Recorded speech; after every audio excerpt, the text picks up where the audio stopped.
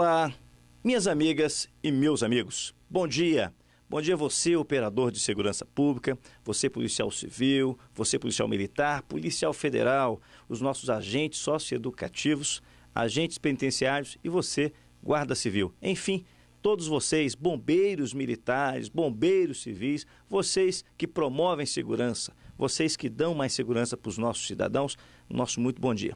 O programa Segurança e Cidadania de hoje está abordando um tema importante. Nós vamos mostrar nessa semana que é devotada ao professor, à professora, aquele que contribui com o desenvolvimento da nossa sociedade, com o desenvolvimento humano, ele que transmite conhecimento, mas sobretudo também ensina a cidadania.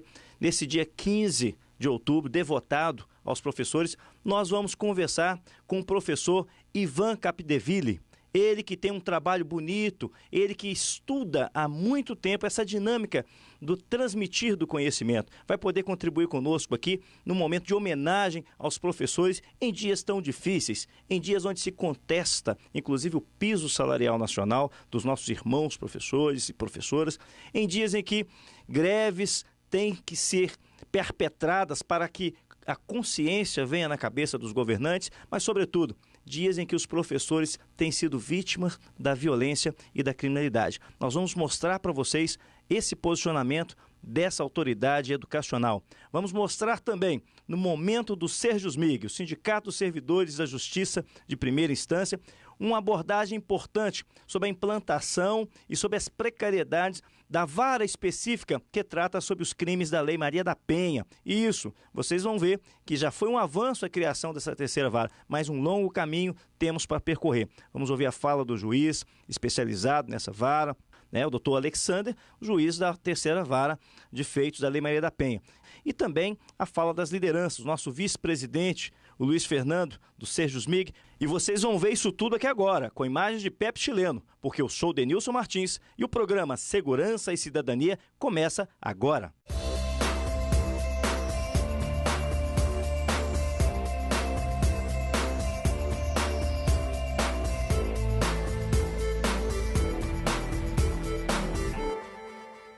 Ivan Capdeville, ele é mestrando em estudos linguísticos.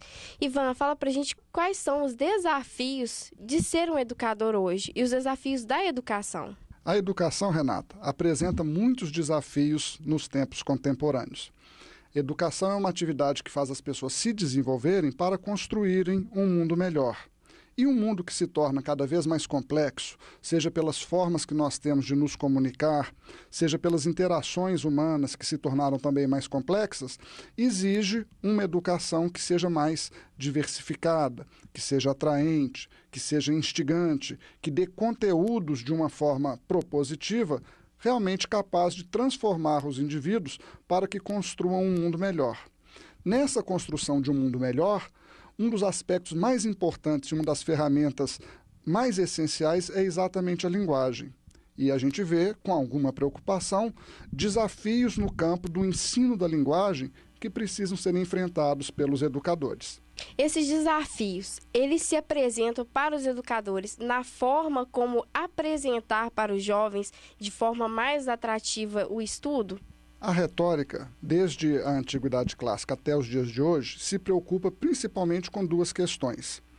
O campo de suas reflexões se divide em duas áreas distintas, o campo da forma e o campo do conteúdo. Transpondo isso para o campo da educação, nós não podemos dizer que o desafio seja somente no campo da forma, como ensinar, o que fazer. É também um problema de conteúdo. Na verdade, forma e conteúdo devem se articular de uma maneira instigante e interessante para proporcionar o conhecimento. No campo específico da linguagem, uma discussão que surge muito frequentemente é a discussão do ensino da gramática. Reclama-se que os alunos não falam bem, que professores não se expressam com a devida proficiência, que mesmo autores de teses e dissertações de mestrado, doutorado, precisam de trabalhar melhor a questão da linguagem. Ora, se nós temos pessoas com alto nível de especialização que não atingiram um nível de proficiência na linguagem, significa que alguma coisa anteriormente àquele momento de se produzir aquela tese não funcionou bem. E é isso que os estudos da linguagem devem proporcionar. Uma maneira de que a sociedade possa compreender melhor, possa expressar melhor, possa produzir textos de mais qualidade que sejam mais capazes de gerar realidades positivas no mundo. Para finalizar, como é que as pessoas, a sociedade, ela vai contribuir para agregar mais qualidade à educação do jovem? Sejam os pais, sejam vizinhos, educadores do dia a dia. Cada um dos agentes, dos atores, das instâncias sociais tem o seu papel. A escola tem o papel de formalizar essa educação, mas hoje a aprendizagem não se dá só na escola. Basta ver o nosso exemplo do nosso último presidente, que não tinha uma formação escolar consistente, mas que aprendeu muito na vida, convivendo, conversando, visitando lugares diferentes. Então, conhecimento de mundo se dá por vivência, se dá por escola, se dá pela participação naquilo que existe na sociedade, pelo trabalho. Uma das formas mais importantes de a gente aprender é trabalhando, é lecionando. Então, a gente vai, na verdade, construir uma sociedade melhor com uma educação mais eficaz se a gente entender que a educação não está restrita a uma única instância, seja ela governamental. A gente não pode achar que somente o governo deve prover a sociedade de educação. Cabe aos sindicatos, às organizações de classe, cabe às entidades não governamentais trabalharem para educar. Um sindicato, por exemplo, com um programa de formação política, ele exerce um papel essencial que nem sempre a escola vai dar. Uma igreja que faz um trabalho assistencial e orienta mães a como amamentarem corretamente, está suprindo uma deficiência que deveria ter sido fornecida há muito tempo para que essa mãe faça o trabalho dela da melhor forma. Uma organização não governamental, como o Rotary, por exemplo, que fornece água potável e tem trabalhos de educação sobre como construir, dentro de uma comunidade, filtros para que essa água seja não portadora de doenças, mas sim de saúde para aquela comunidade. Está exercendo um papel educacional de primeiríssima qualidade, um papel educacional que não ficou restrito à escola. Então, cada uma das instâncias sociais, inclusive, claro, o governo, porque isso, afinal de contas, é obrigação constitucional aqui em nosso país, a educação é obrigação do governo, com o apoio da família, deve também fazer as suas medidas. Mas ninguém deve ficar esperando o outro agir. Cada um de nós deve pensar, o que eu posso fazer por uma educação melhor? Como que eu, pessoa humana que sou, contribuo para a educação dos meus semelhantes? Se nós nos dispusermos a isso, o mundo será melhor, o mundo será mais educado, o mundo será mais feliz. Ok, nossa companheira Renata Queiroz, parabéns aí pela entrevista com o professor Ivan. Sem professor, sem valorização ao educador, não há desenvolvimento que subsista, nem paz, nem ordem que prevaleça. Vamos ver agora como que foi a cobertura da matéria feita pelo Serjusmig, que é o Sindicato dos Servidores da Justiça de Primeira Instância. Um assunto importante, falando sobre a Lei Maria da Penha e as dificuldades que temos para implementar essa política pública dentro do Poder Judiciário. Agora, comigo na tela. Com a abertura de uma terceira vara para analisar os casos relacionados à Lei Maria da Penha, as expectativas da sociedade e dos trabalhadores de que houvesse uma excelência maior na prestação desses casos, de atendimento a esses casos, eu estou aqui no Serjusmig com o vice-presidente Luiz Fernando. Luiz Fernando, fala pra gente quais têm sido as reclamações e reivindicações desses trabalhadores na 15ª Vara, que foi a última aberta para atendimento à Lei Maria da Penha. Há algum tempo atrás, aproximadamente uns 4 meses, nós estivemos nas varas da Maria da Penha e nós identificamos que havia aproximadamente 40 mil processos para 2 varas. Posteriormente a isso, foi criado mais uma vara, mas mesmo assim, o crescimento dos processos ele é vertiginoso. Ele vem crescendo assim de uma maneira assustadora, que a gente acredita que mesmo tendo criado a terceira vara, o problema continua, todos os problemas continuam. E os problemas são de superlotação, o ambiente não é adequado, o ambiente é muito pequeno para se acomodar todos os processos, todas as pessoas envolvidas, partes, advogados, enfim, o ambiente inadequado. E também temos o problema do adoecimento dos trabalhadores ali envolvidos. Os trabalhadores não conseguem cumprir as suas jornadas sem ter uma exaustão muito grande e a sua saúde está comprometida. O Sejusmig já esteve por diversas vezes na sede das varas Maria da Penha, aqui na capital, e nos dirigimos também ao presidente do tribunal, ao interlocutor do tribunal com as entidades sindicais, solicitando que não só fosse criada mais uma vara, como já de fato foi criado, mas também amplie o número de trabalhadores. Hoje temos, em média, 8 servidores por vara Maria da Penha, o que é humanamente impossível de se cumprir um trabalho, um mínimo, né, de desenvolvimento de trabalho, de organização, enfim. Não tem como esses trabalhadores conseguirem agilizar a prestação jurisdicional nas varas da Maria da Penha. Então, qual seria a solução para atender a essas demandas? Não só as demandas das varas Maria da Penha, mas também toda a demanda da Justiça Estadual, que nós vemos inúmeros problemas, né, de lentidão, de falta de pessoal, adoecimento, enfim, sobrecarga enorme de trabalho, seria a criação de novos cargos para o Tribunal de Justiça e a imediata implementação de um concurso público para o cumprimento dessas vagas. Sem um novo concurso, sem criar varas, infelizmente nós continuaremos cada dia mais tendo servidores adoecidos, o serviço atrasado e a sociedade, que é a principal envolvida nesse processo, cada vez mais sofrida pela falta da tão aclamada justiça. Doutor Alexander Camargos, fala pra gente qual que é a demanda hoje da 15ª Vara. Bom, nós temos em Belo Horizonte 3 varas especializadas em violência doméstica e familiar contra a mulher. Atualmente nessas 3 varas, devido a um esforço muito grande, recente, num mutirão que foi promovido pelo Tribunal de Justiça, conseguimos ter uma redução do nosso acervo, mas ainda assim nós temos mais de 42 mil processos em andamento nas 3 varas. Lamentavelmente, né, são muitos casos novos que nos chegam todos os meses. Agora, por exemplo, no mês de setembro, nós recebemos 950, só na 15ª Vara Criminal, 950 novos casos. Ou seja, é uma demanda muito grande, né, para um número ainda pequeno, né, de juízes, de servidores. É necessário, sem dúvida, a ampliação dessa estrutura para fazer face a essa demanda. E qual que é a solução para otimizar e dar uma resposta mais rápida à sociedade? Bom, eu acredito que na questão da violência doméstica, se falarmos em repressão, tá? Em punir efetivamente os agressores, nós teríamos que começar lá do início. Ou seja, desde o atendimento que ocorre lá na delegacia de polícia. Por que eu digo que tem que voltar lá? Porque nós temos hoje nas delegacias de polícia uma estrutura muito aquém do necessário. São poucos delegados, são poucos servidores, e isso leva à seguinte situação: a ofendida comparece até lá, é instaurado o inquérito, mas dificilmente esse inquérito vai ser concluído, de modo geral, né, antes que ocorra a prescrição. Então, nós reconhecemos o esforço de toda a equipe da Polícia Civil para que haja um resultado, para que chegue até o Poder Judiciário, até o Ministério Público,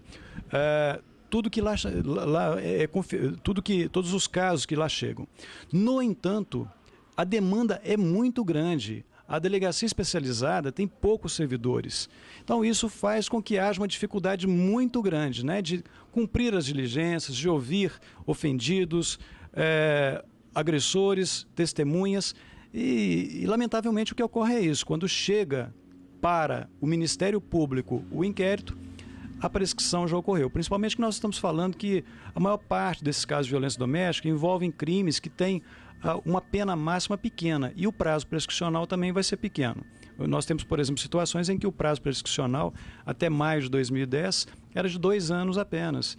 E, lamentavelmente, tanto existe uma dificuldade anterior, né, ao ajuizamento de uma ação penal, como depois. Ou seja, também acontece do inquérito ser concluído antes e o judiciário não consegue, no prazo de 2 anos, agora passou para 3, não consegue concluir esse processo, não consegue proferir uma sentença nesse prazo. Resultado, prescrição, naturalmente, não haverá então punição nesses casos, e isso leva, naturalmente, né, cria um estímulo, né, para que novos casos aconteçam. É necessário realmente que haja uma valorização, né, de quem trabalha, né, com a violência doméstica. Eu vou dizer que na questão das delegacias, né, nós teríamos que, pelo menos, triplicar o número de policiais que atuam, né, né? Porque o que nós assistimos lá hoje é uma situação em que o que está acontecendo é que, se houver um atendimento, né, em que, por exemplo, nós temos uma situação de prisão, o caso é solucionado dentro do prazo da lei. Mas, se não houver, o prazo é muito extrapolado. Então, acredito eu que precisamos, primeiro, né, ter investimentos no Executivo, no Judiciário, precisamos rever algumas práticas, né? Nós precisamos, por exemplo, ter uma estrutura em que a vítima compareça à delegacia e tenha a oportunidade de, desde logo, de uma forma fácil, no próprio local, se submeter, por exemplo, a um exame de corpo de delito.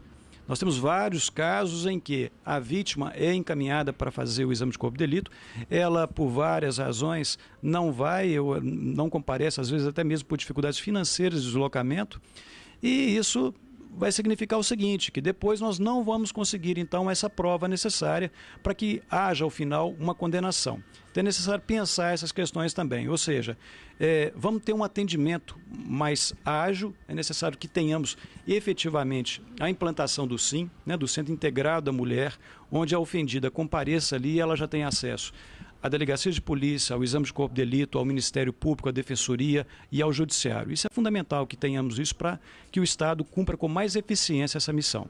Então, lamentavelmente, com uma demanda tão grande, uma quantidade tão grande de processos, é impossível, né, que consigamos dar uma resposta satisfatória à sociedade.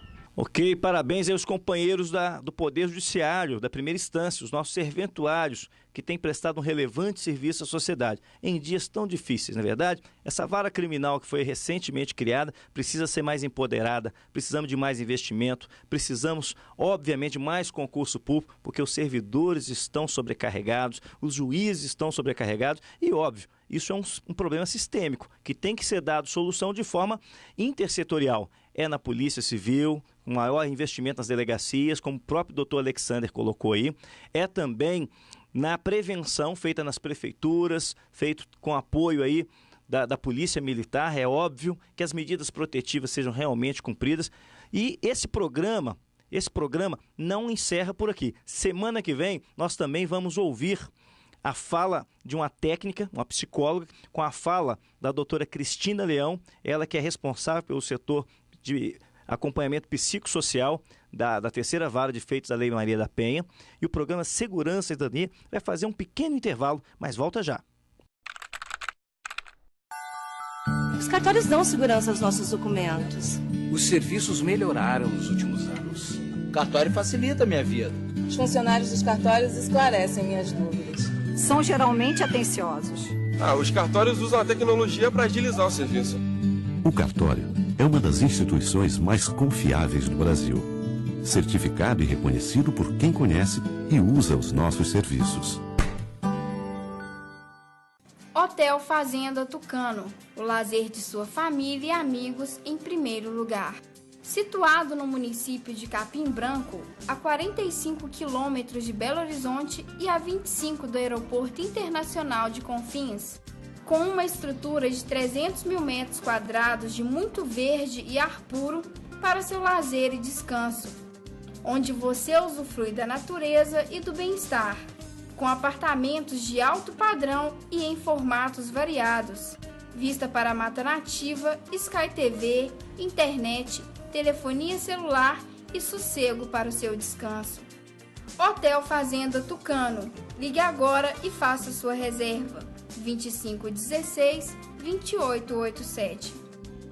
Empréstimo rápido para os policiais civis e demais servidores da segurança pública é com a Coupcesp. Até R$ 1.500 em 3 parcelas iguais para pagamentos de PVA a juros de apenas 1% ao mês. Informações na sede da Coupcesp, Rua Uberaba 315, Barro Preto, Belo Horizonte. Empréstimo rápido para os operadores de segurança é com a Coupcesp. Ligue agora, 3227-5529 e seja um cooperado. Então, de volta aqui com o nosso programa Segurança e Cidadania. Vamos agora para o momento intersindical, momento das nossas parcerias. É com vocês. Bom dia, está começando mais um Momento Recivil no programa Segurança e Cidadania. O número de divórcios cresceu no Brasil em 2010. Foram 36% em relação a 2009, segundo dados do IBGE, o Instituto Brasileiro de Geografia e Estatística. Em compensação, o número de casamentos também aumentou.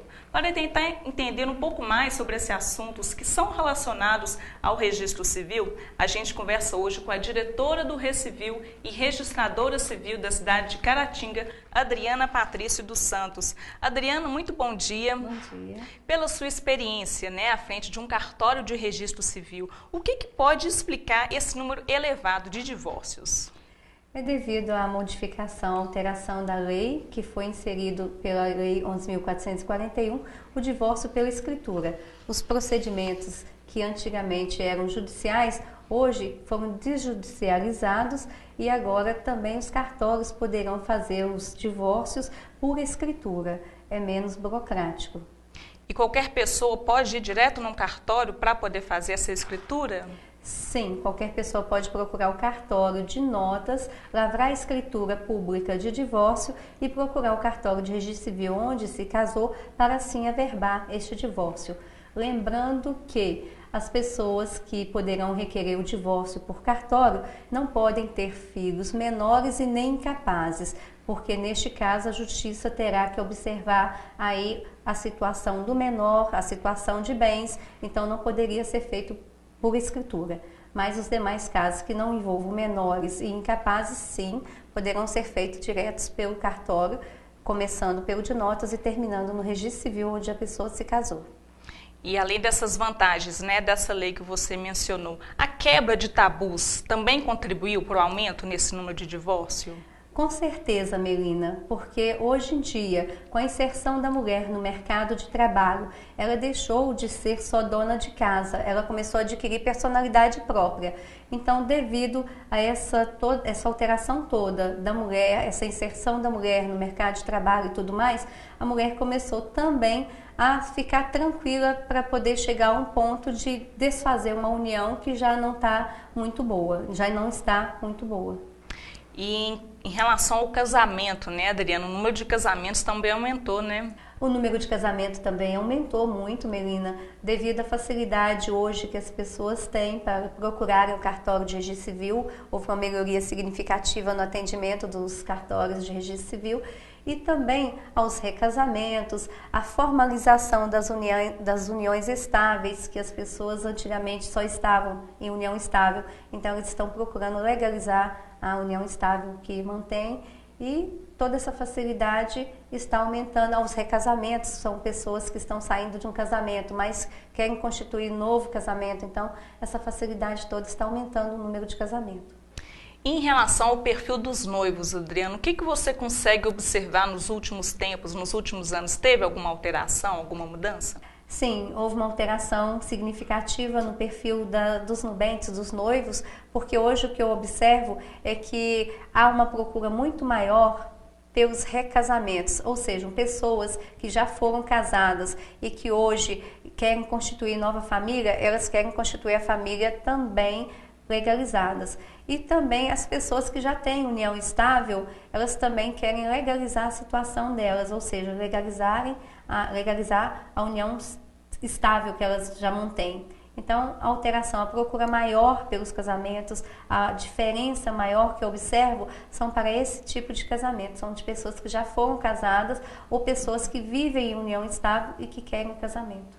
Mas, Adriana, um dado até interessante, que a gente tem aqui é que antigamente maio era considerado o mês das noivas, mas segundo o IBGE, os últimos meses do ano, principalmente dezembro, são os meses que mais tem casamentos. Isso é verdade? Você observa isso no seu cartório também? Sim, Melina, isso é verdade. Hoje o que acontece é que o mês de maio é um mês muito bonito, é o mês que é comemorado o Dia das Mães, é um mês muito bonito.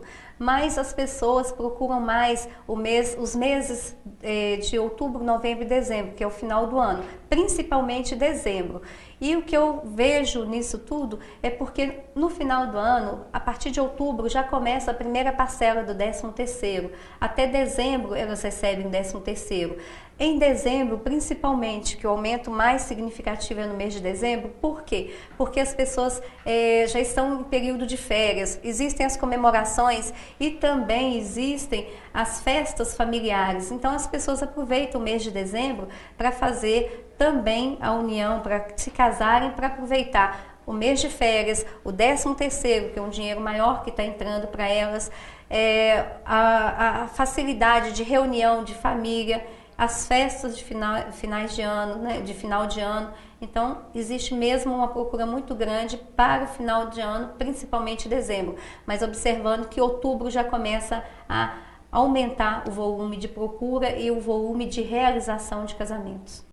E para casar, então, Adriana, a pessoa tem que procurar um cartório de registro civil. Sim, Melina. E para divorciar também, se for o caso da união não dar certo, ela vai procurar o cartório de notas e depois o de registro civil. E se houver filhos menores incapazes, ela vai procurar a justiça. Lembrando que termina também no registro civil com a averbação do divórcio. E o casamento nós estamos aguardando no cartório para dar entrada no procedimento. Então tá joia, Adriana. Muito obrigada pela sua participação aqui no nosso programa. Eu que agradeço, Melina. E se você quer saber um pouco mais sobre o nosso trabalho, acesse o site, é o www.recivil.com.br, ou também mande um e-mail para a gente, é sindicato@recivil.com.br. Na semana que vem, a gente volta com mais um Momento Recivil no programa Segurança e Cidadania. Um bom dia para você e até lá. Programa Segurança e Cidadania. Abordagem do tema da segurança pública e da cidadania, sob a ótica sindical em nosso estado. Aos domingos, a partir das 9h15, aqui na Band. Apresentação: Denilson Martins. Realização: Sindipol MG.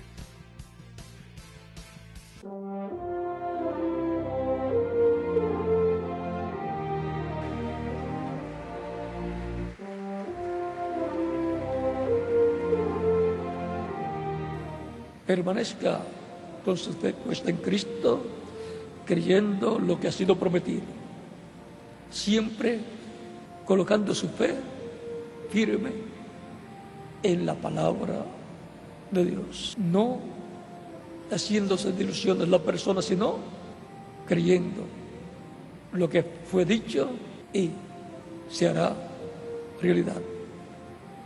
La paz no puede ser impuesta. Y más que un anhelo, es una necesidad.